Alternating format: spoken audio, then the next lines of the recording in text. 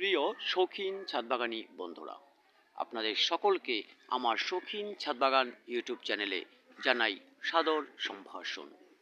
প্রিয় ভিউয়ার্স, আপনারা এর আগে দেখেছেন আমি ভিডিওতে আপনাদের দেখিয়েছি কিভাবে গাছকে বাংলা ফাল্গুন মাসের প্রথম সপ্তাহে প্রুনিং করে দিয়েছি, অর্থাৎ গরমের প্রথম দিকে প্রুনিং করে দেবার পরে আমি বলেছিলাম অতিরিক্ত ডালা যেগুলো থাকে, শাখা যেগুলো থাকে, সেগুলো ছেঁটে ফেলে খাটো করে দিতে, অর্থাৎ প্রতিটি ডগায় 3 থেকে 4টি পাতা রেখে বাকিগুলো ছেঁটে ফেলতে।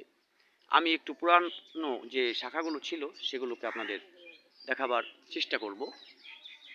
ভিউয়ার্স, এখানে দেখুন, আমি এখানে প্রুনিং করেছিলাম, এই 3 থেকে 4টি শাখা রেখে প্রুনিং করেছিলাম। দেখুন, এখানে নতুন 2টো শাখা বের হয়েছে। আবার এখানে প্রুনিং করেছিলাম, এখানেও 2টো শাখা বের হয়েছে। এখানে প্রুনিং করে দিয়েছিলাম, পুরাতন পাতাগুলো ঝরে গেছে, কিন্তু নতুন করে শাখা বের হয়েছে এবং সেখানে কিন্তু আমার কাঙ্ক্ষিত যে পেয়ারা সেটা আমি পেয়ে গেছি।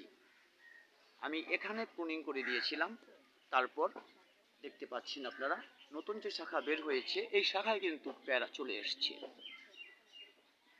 এখানে প্রুনিং করেছিলাম, এখান থেকে যে নতুন শাখা গজিয়েছে সেখানে কিন্তু পেয়ারা পেয়ে গেছি। ভিউয়ার্স, এপাশে আরও আছে, দেখুন, এখানে আমি প্রুনিং করেছিলাম, এখানে কিন্তু আমরা পেয়ারা পেয়ে গেছি। এখানে দেখুন, প্রুনিং করেছিলাম, এখানে পেয়ারা এসে গেছে। এভাবে প্রত্যেকটি শাখা আমি যেখানে যেখানে প্রুনিং করেছিলাম, দেখুন পেয়ারা চলে এসছে। এখানে পেয়ারা চলে এসছে।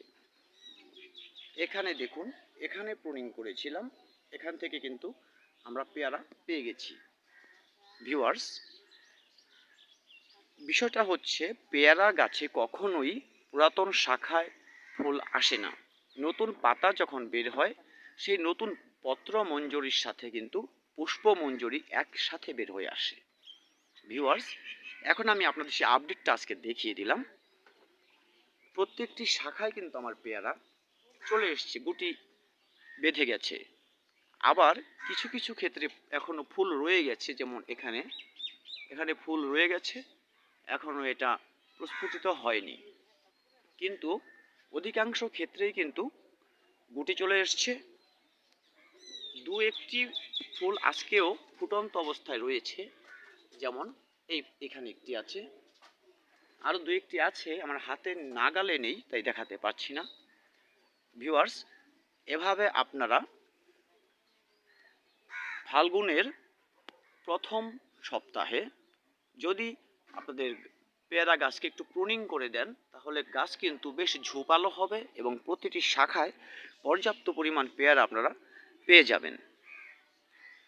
এবং এই প্রুনিংয়ের পর একটি শর্ত অবশ্যই রয়েছে, সেটি হচ্ছে যেদিন প্রুনিং করবেন সেদিনই আপনাদের এই পেয়ারা গাছের টবের যে মাটিটা সেটাকে সামান্য খুঁচিয়ে এর মধ্যে খাবার দিয়ে দিতে হবে। এখন বিষয়টা হচ্ছে কী ধরনের খাবার দিলে আমরা পর্যাপ্ত ফুল পাবো। আমি কিন্তু আমার এই মাটিটাতে পর্যাপ্ত খাবার দিয়ে দিয়েছিলাম। যেমন মাটিটা খুঁচিয়ে এর মধ্যে, এটি আমার একটি 20 গ্যালন গ্রো ব্যাগ, এটির মধ্যে আমি 2 চামচ পটাশ, 2 চামচ টিএসপি এবং প্রায় হাফ কেজির মতো গোবর সার, এই ক্ষেত্রে আপনার গোবর সারের জায়গায় মিক্স সার ব্যবহার করতে পারেন। ভিউয়ার্স, এভাবে আপনারা সার দিয়ে এর মধ্যে পর্যাপ্ত পরিমাণ সেচ দিয়ে দেবেন, পর্যাপ্ত জল দিয়ে এটাকে ভিজিয়ে দেবেন যাতে সম্পূর্ণ মাটিটাই ভিজে যায়। এরপর সমসাময়িক যেভাবে জল দেন ঠিক সেভাবে জল দিতে থাকবেন। দেখবেন আপনাদের যে সারটা দিতে বললাম এই সারটা সপ্তাহে কিন্তু অবশ্যই এক সপ্তাহ পর আরেকবার দিতে হবে। যেমন আজকে যদি দেন আগামী সপ্তাহে আরেকবার দিতে হবে, এভাবে দুবার দেবেন। আর জলটা প্রতিনিয়ত দিয়ে যাবেন, দেখবেন আপনাদের গাছে অবশ্যই 15 দিনের মধ্যেই কুঁড়ি চলে আসছে, নতুন কচি পাতা চলে আসছে, সেই সাথে পুষ্পমঞ্জুরি বের হয়ে আসছে। আর কিছুদিন পর ঠিক এমনটাই গুটি এসে যাবে। ভিউয়ার্স, আপনাদের সাথে আজকে যেটুকু শেয়ার করলাম সেটি হচ্ছে গুটি আসা পর্যন্ত। এরপরে যে কীটনাশক এবং এই গুটিগুলোকে ধরে রাখার জন্য যে ব্যবস্থা সেটি আমি আবার শেয়ার করব। ভিউয়ার্স, ততদিন সকালে ভালো থাকবেন। আজকে ভিডিও আর দীর্ঘায়িত করব না, তবে একটা কথা অবশ্যই বলবো, ভিডিওটি ভালো লাগলে একটি লাইক করবেন, সেই সাথে কমেন্টে আপনাদের মতামত জানাবেন, আর আমার চ্যানেলটি সাবস্ক্রাইব করে পাশেই থাকবেন আমার ভালোবাসার মানুষ হয়ে।